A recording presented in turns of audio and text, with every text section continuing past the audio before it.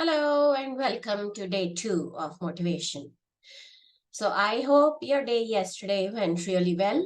And today I will tell you what will make you a great student, what it is that will help you to teach yourself easily, to blend yourself into starting this new habit. Because what is motivation? Motivation is just changing your bad habits into good habits. I would not even say bad habits to good habits. I would say your current habits into new habits. Or we can even leave aside the habits you already have and you can just start with something new. So that is motivation, right? But in order to be motivated, you need to have certain qualities. So, what is it that you need to have in order to be a good student? Nobody needs to judge you. Nobody needs to tell you that you are a good student. But you know what? You need to be honest with yourself. You need to know if you are a good student or not. Are you giving what you're supposed to give towards what you're learning? Whatever it is that you're doing right now, is it sufficient? Is it good enough that your logical mind accepts that, yes, this person wants to do this. Let me allow him to do it. Right? So, the first thing you need to have to stay motivated is to be passionate about what you do, whatever it might be. You don't need to justify to people what you do, but whatever it is, you need to be passionate about it. You want to learn to sketch, be passionate about it. Give it your 100%. The second thing is hard work. Yes, practice makes perfect. You have to put in your hard work, you have to put in your effort, you have to keep practicing. If you're learning a new course, you have to practice on yourself first, then practice that on people around you. Only then you will be able to teach somebody else. And once you teach, you're set. So, hard work and practice always makes you perfect at whatever you do. So, practice every single day. It's 30 days. That's a lot of time in order to put into your head that this is what I love. This is what I want to do for at least the next 5 years, 2 years, 3 years, throughout my life. The third one is questions. When you start something, it is impossible to learn anything without getting some questions, right? So ask questions, ask in the group, ask in the comments, ask anywhere. You just don't need to come to me. You can ask anybody. You can ask your mentor, whoever is guiding you through whatever you're learning. Ask. Ask questions, ask questions. It is very, very important to ask questions to get answers. And remember one thing, no question is stupid, no question is silly, and no question is worth not answering.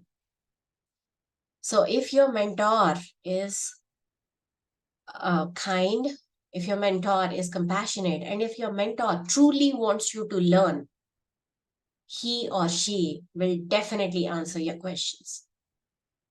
There is no level to questions. Remember that. Don't feel that your question is not at a certain level.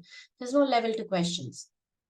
Any question is important. If it has come to you, it has come to you for a reason, right? So never ever think that I should not ask this question, because questions will help you grow.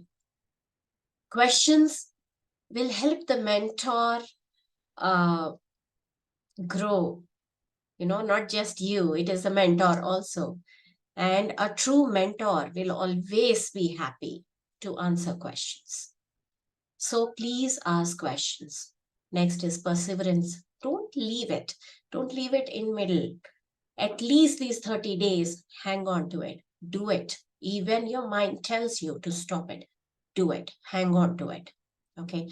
The next is you have to seize opportunities.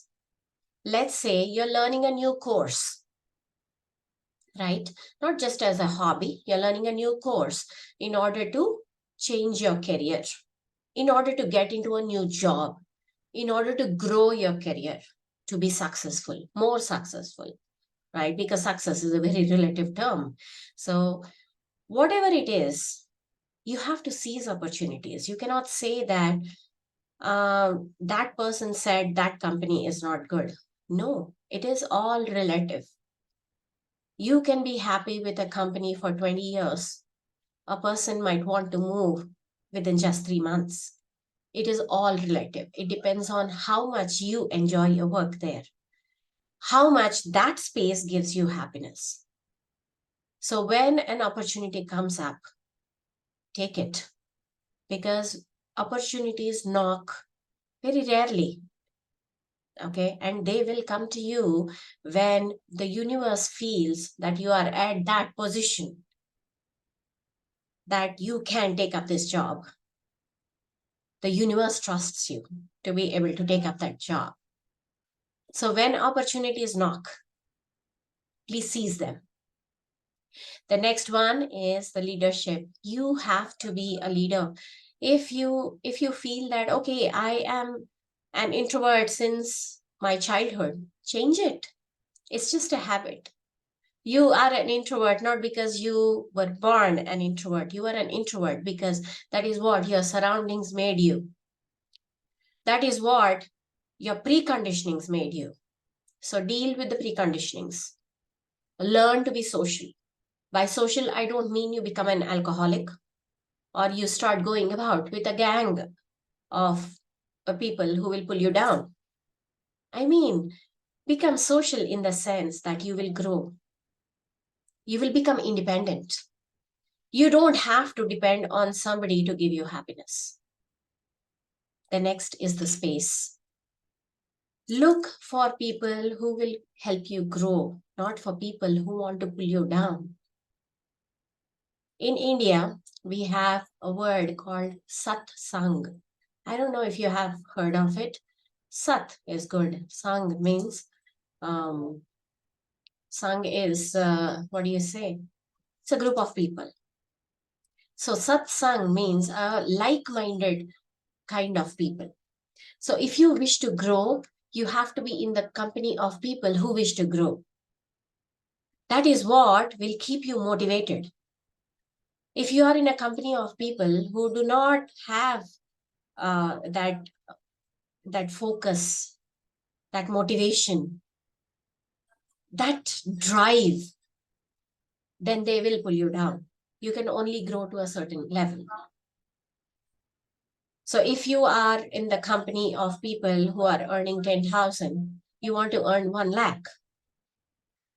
It is not going to allow you to move ahead. You have to go into the company of people who earn 2 lakhs, right? So your company matters. Also, when you create your group of friends, yes, we have childhood friends, we have neighborhood friends, we have friends whom we feel very close to. And yet, even within them, toxicity can exist. So please be careful about your friendships. You can spend time with them, you can still be their friend. But when it comes to your growth, start your boundaries. If you want to, let's say you want to start working out and you haven't been able to, and you keep the time from 8 to 8:30 as your workout time. 8 to 8:30, nobody should be able to move you. You should immediately drop everything you're doing, go, and 8 to 8:30 is the time you give to yourself, because that is the time you promised to yourself. So you have to be honest. Honesty towards your own self is extremely important for motivation. You have to be truthful to yourself. You cannot lie. Your body will know, your mind will know if you're lying. You have to understand that. So you have to be very, very particular about honesty and truthfulness towards yourself. And the most important thing in self-motivation is kindness and being compassionate towards yourself. Be gentle with yourself. If you have not been able to work out all these years, there must be some reason. Don't regret it. If you have done something in your past, that was the best thing you could think of during that time of your life. It was the best decision you could take at that time of your life based on your situations, your people around you, your the conditions you were under, the pressure you were under, and your maturity level. The decision which I have made when I was in my 20s probably will not be the decision I make when I'm in my 40s, and probably will not be the decision I make when I'm in my 60s, right? So be kind. Don't bash up your mind for doing something, and don't live in what if I had done this, what if I had not done this, what if I had spoken this, what if I have not listened to this. You know, regrets do not have any space in your life. They should not, because they take up a lot of space and they're useless. It is like carrying onto a garbage bag for many, many, many years, which you don't need, right? So just throw it away, chuck away all those regrets, leave them where they belong in the past. Start anew. Start from today, right here, right now. These 30 days, take it as an opportunity to grow for yourself. Be very gentle with yourself because your mind needs it, your body needs it. Thank you so much for listening to day 2. And now we are going to move on to mudras. Today's mudra is very simple, and I'm sure this is something you're all familiar with. It's called Abhaya Mudra. So this is a mudra which all the gurus use. We also see many gods with, the idols which have been, they have been made with this mudra. This is the Abhaya Mudra. So this Abhaya Mudra, do it for just 5 minutes every day. Abhaya, that is removal of fears. Bhaya is fear. Abhaya is opposite of fear. So this mudra helps you to remove your insecurities and fears. It is going to help you with emotional balance. It is going to help you happy and stress free and a lot of things. It will basically calm down your mind, and it is going to keep your mind at a level where you can focus on whatever you're doing. Along with your hard work, it is important that your mind is also involved, whatever you're doing, right? So Abhaya Mudra will help you to do that. So when you have this Abhaya Mudra, it gives you a sense of protection, a sense of peace. And this is one of the mudras which will help you to connect with the universe very easily. It's your palm chakras are what will be radiating that into the universe. So you tend to feel that sense of calmness. You tend to feel protected, right? The next one is, anxiety. We always work from the place of fear. Even if we self-motivate ourselves, there is some fear somewhere which tells us that, what if I can't do it? What if I'm not worthy of it? What if this is not for me? What if I'm not smart enough for it? What will the world say? What will people think when I do this? Will they accept me? These are just some basic fears. There could be some deep rooted fears also. Let me give one small example. If you grow up in a family where everybody around you says that what you have to live with, whatever you have is enough, you cannot expect more, you are not worthy of more. Or if they say that nobody in our family earns more than this, or if they say that if you have too much money, it will spoil you, it will lead you towards evilness and greed, because money has been equated to evil for, I mean, many centuries, I would say. So it is a preconditioning. What will this do? As you grow older, it will not let you grow in your career.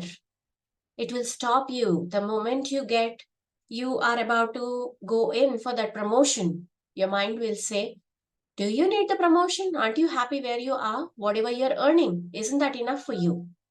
And you stop. Even if you don't stop, even if you go ahead, you will not give it your 100%. This is how preconditionings work. So you have to be careful whether you're working from a place of love or from a place of fear when you are doing something with motivation. This Abhaya Mudra will give you that strength and courage to move ahead, to move with love. So use this mudra every day for 5 minutes and see the changes. Let me know the changes in the comments and let me know in the group if you're part of the group. And let's discuss this, how it's helping you. Thank you so much for joining me today. Bye.